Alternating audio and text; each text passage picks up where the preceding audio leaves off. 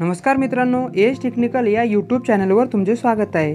तर मित्रांनो, संपूर्ण महाराष्ट्रभर प्रत्येक जिल्ह्यामध्ये, प्रत्येक गावामध्ये, प्रत्येक खेड्यामध्ये माझी लाडकी बहीण योजनेअंतर्गत अर्ज प्रक्रिया सुरू आहे।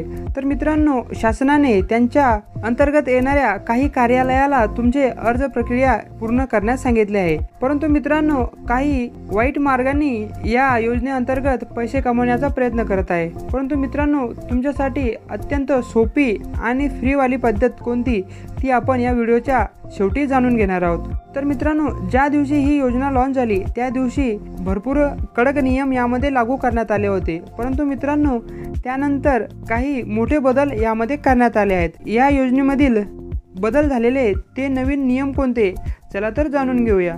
त्यापूर्वी मित्रांनो, तुम्ही जर चॅनलवर नवीन असाल तर चॅनलला सबस्क्राईब करा, बेल आयकॉनवर क्लिक करून ऑलवर क्लिक करा, म्हणजे असेच व्हिडिओ तुम्हाला मिळत राहतील। तर मित्रांनो, सर्वात महत्त्वाचा बदल म्हणजे तुम्हाला सुरुवातीला अर्ज करण्यासाठी फक्त 15 जुलैपर्यंतच मुदत होती, परंतु मित्रांनो ती आता वाढवून 31 ऑगस्टपर्यंत आता तुम्ही या योजनेसाठी अर्ज करू शकता।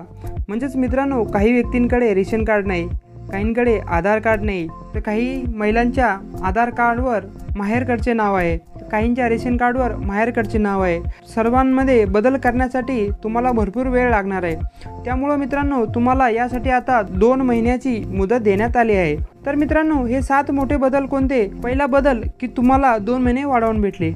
दुसरा बदल, तुमच्याकडे जर 5 एकरपेक्षा जास्त शेती आहे तर तुम्हाला अर्ज करता येत नव्हता, परंतु मित्रांनो आता ही सुद्धा अट यातून वगळण्यात आली आहे।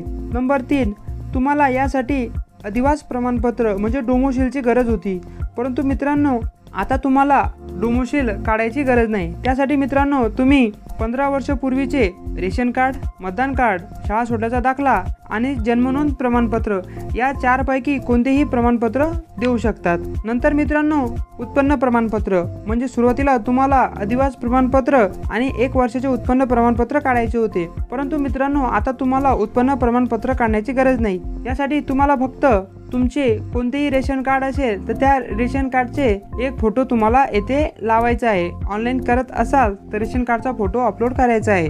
अशा प्रकारे तुम्हाला ह्या योजनेमध्ये नवीन बदल झालेले दिसणार आहे। आता मित्रांनो तुम्हाला ही प्रक्रिया अत्यंत सोपी झाली आहे। तर मित्रांनो, या योजनेसाठी ऑनलाईन अर्ज कसा करावा?